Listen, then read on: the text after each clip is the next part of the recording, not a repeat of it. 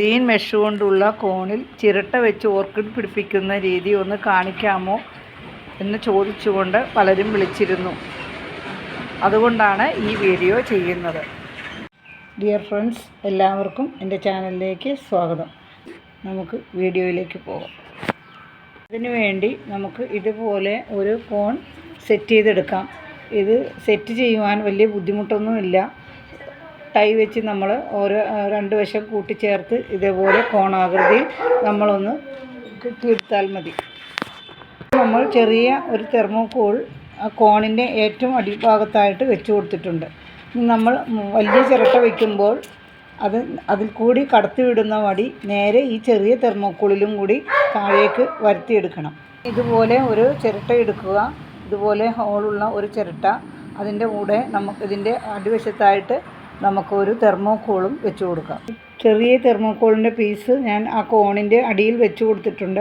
ഇനി നമുക്ക് ഇതിൻ്റെ മുകൾ വശത്ത് കുറച്ച് പോട്ടിംഗ് മിക്സ് ഇട്ട് കൊടുക്കാം.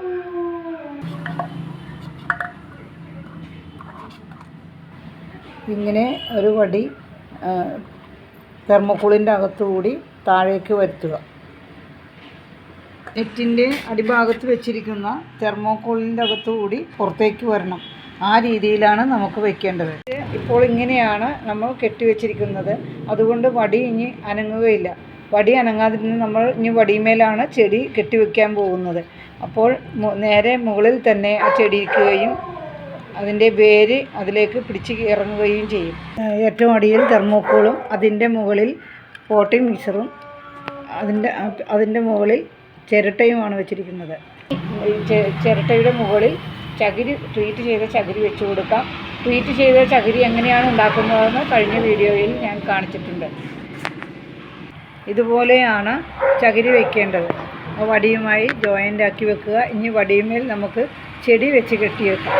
ആ മുകളിൽ വെച്ചിരിക്കുന്ന ചകിരിയിൽ തൊട്ട് നിൽക്കുന്ന രീതിയിലാണ് നമുക്കിത് വെച്ച് പിടിപ്പിക്കേണ്ടത്. ഇത് നമുക്കൊരു ടൈ കൊണ്ട് കെട്ടിവെക്കാം. ചെടി ഇങ്ങനെയാണ് കെട്ടിവെക്കേണ്ടത്. ഏതെങ്കിലും ഒരു കമ്പുമേൽ കെട്ടിവെച്ചാൽ മതി.